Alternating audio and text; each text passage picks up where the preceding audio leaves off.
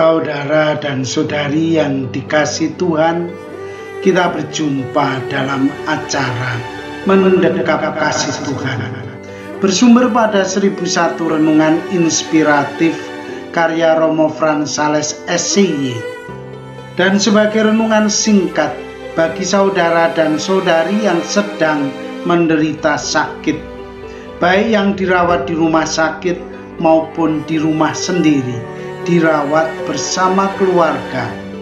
Dengan saya Romo Valentinus Tejantara SCY dari komunitas SCY La Verna Pringsewu Lampung. Pada hari ini kita ingin merenungkan tema menjaga komitmen hidup berkeluarga. Suatu pagi seorang bapak datang kepada seorang pastor. Ia baru saja bertengkar dengan istrinya yang telah memberinya 5 orang anak. Dia merasa sangat kesal terhadap istrinya. Menurutnya istrinya telah merendahkan martabatnya sebagai seorang lelaki dan kepala keluarga. Karena itu, ia ingin menceraikan istrinya. Ia sudah bosan hidup dalam konflik terus-menerus dengan istrinya. Kepada pastor ia berkata, "Pastor, saya sudah tidak tahan lagi hidup dengan istri saya. Dia selalu meremehkan saya. Kalau boleh, saya menceraikan dia." Pastor itu tersenyum mendengar pengaduan bapak itu. Beberapa saat kemudian berkata kepadanya, "Orang beriman itu mesti selalu setia, apapun situasinya." Bapak itu terkejut mendengar kata-kata pastor itu. Ia tidak percaya mendengar kata-kata pastor itu. Ia tahu dan sadar bahwa ia mesti selalu setia kepada istrinya. Tetapi kali ini ia sudah tidak sabar. Ia tidak ingin hidup lebih lama dengan istrinya. Lantas ia berkata, "Tetapi pastor, kesetiaan saya sudah habis. Apa saya harus memaksakan diri?" Pastor itu tersenyum lagi mendengar kata-kata bapak itu. Lalu ia berkata, "Bapak, tidak semua orang dipanggil dan dipilih untuk menjadi suami dari istri Bapak.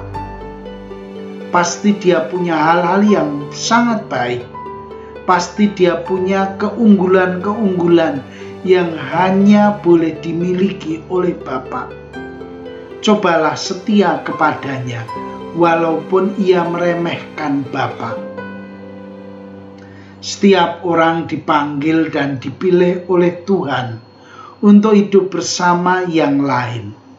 Dalam kehidupan berkeluarga, setiap orang dipanggil secara khusus untuk menjadi suami atau istri untuk orang tertentu saja.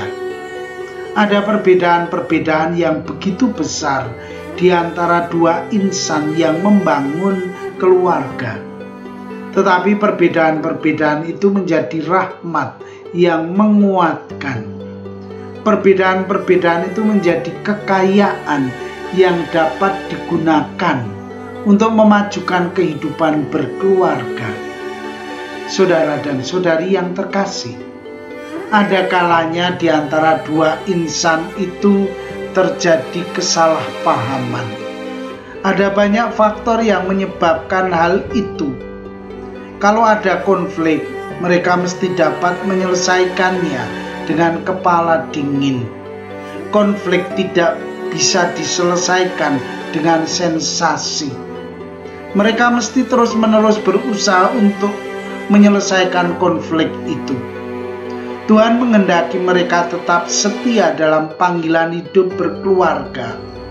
Untuk itu, setiap keluarga mesti tetap setia pada komitmen yang telah mereka ikrarkan pada saat perkawinan mereka. Ketika mereka menikah, mereka bersumpah setia satu sama lain dalam untung dan malang. maka mereka mesti tetap setia pada komitmen itu. Mereka mesti memelihara komitmen itu dalam perjalanan hidup mereka. Hidup berkeluarga itu juga suatu panggilan dari Tuhan. Tuhan menghendaki agar keluarga-keluarga membangun cinta kasih dan persaudaraan. Dalam konteks ini, suami istri dipanggil untuk saling menyucikan diri dengan saling mencintai. Ketidaksetiaan itu melukai hidup berkeluarga. Karena itu, saya mengajak keluarga-keluarga untuk tetap bertahan dalam hidup berumah tangga. Yakinlah Tuhan senantiasa menyertai dan memberikan rahmat-Nya bagi keluarga-keluarga. Saudara dan saudari yang terkasih, mengakhiri renungan singkat ini dengan menyatukan iman, harapan, dan kasih kita kepada Tuhan. Akhirnya, berkat dan doaku selalu menyertai Anda yang sedang sakit. Semoga Tuhan memberikan kesembuhan, kekuatan, dan ketabahan dalam memanggul salib hidup ini dan diberi semangat serta kesegaran. Doa dan berkat-Ku selalu menyertai Anda. Sampai bertemu dalam renungan selanjutnya.